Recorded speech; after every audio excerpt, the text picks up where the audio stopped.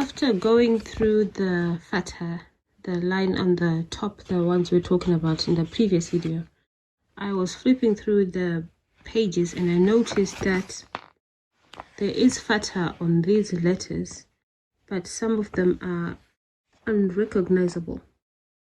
So we did learn the alphabet, the alif, ba, ta, and what they look like. And then you have something like that. And you start to wonder, what letter is this now? I haven't come across this letter at all, or even that one. And you start wondering, are these new letters of the alphabet? But no, they're not. They're actually the exact same letters that we learned, or I learned, on the very first page. This one's, and I'm sharing with you what I'm learning. So it's not exactly teaching you, but it's just sharing my journey with this, because I am still new at Arabic and there's quite a lot I don't know. But like I said, you can come along on the journey with me. So these letters are exactly the same as these. How can that be? Well, from a bit of research that I've done, the letters, the main Arabic letters that I've written down on here, look very different, or look different when they come in the beginning of a word, in the middle of a word, or at the end of a word. So these are the exact same letters. This is the ba, but you can see it's shortened. There's the ba, the original ba that we wrote. But here it is still a ba, but it's shorter. And it's got the fatha as well. But whether it's got a fatha or not, it doesn't, it still changes if it's in the beginning of a word.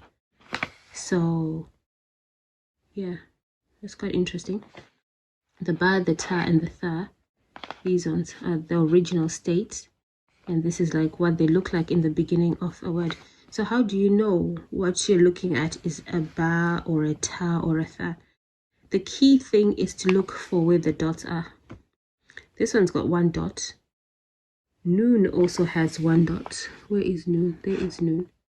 They look quite similar, but the difference is ba has a dot at the bottom and noon has a dot at the top. And if you go back to the very first page, if you look at ba there, ba, dot at the bottom, and noon, dot at the top. So even though they might look similar here, the ba and the noon, the difference is the dot, the positioning of the dots. Okay, so these are things that you need to pay attention to, because it helps when reading words later on, so that you know that, okay, nothing's really changed here. It's exactly the same letter, but it's just that changed because it's in the middle, it's in the beginning. These are what the letters look like in the beginning of a word. This is what they look like in the middle of the word. So let's look for ba again here, and you see there's ba. Why? Because it's got a dot at the bottom. And where's noon? There's noon. And this is ta, because it's got the two dots at the top. Ya has got dots, two dots, but they're at the bottom here. It may look similar to that, but you have to remember, two dots at the bottom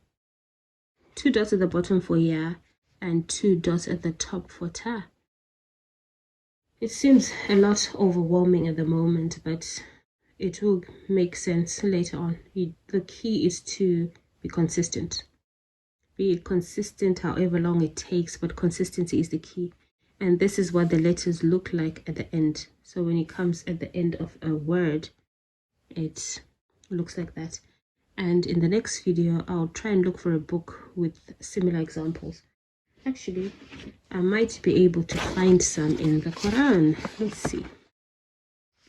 I'm going to open random letters, random pages. I'm just going to open random pages and look for a letter. Oh, okay, this one. Can you see? Dot on the top. That must be noon, because noon has a dot at the top. I don't think there's any other letter. There isn't actually any other letter with one dot at the top. If you look at our alphabet, let's go back to the alphabet page because it's clearer here.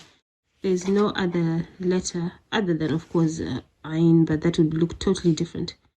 These ones do have dots at the top, but they'll look totally different to a Noon when they're written down. And we'll cover that at a later stage. But okay, I think I've spotted Noon in here. So I just opened a random page in the Quran and Noon in the middle. There it is. It's nice to spot these. Once you learn something like this, then if you open the Quran, if the intention is to learn the Quran, which you should be as a Muslim, to learn the Quran and Arabic language to understand the religion better, look in the Quran and you see, oh, Noon there, and it's got that line. That's a fatha, so it must make a na sound.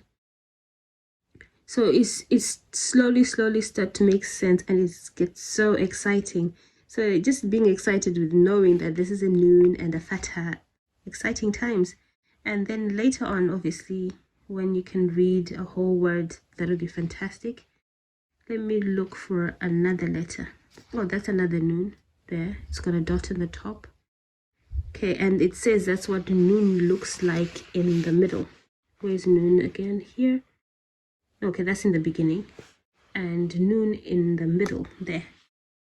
So it's like written like that. And the dot on the top.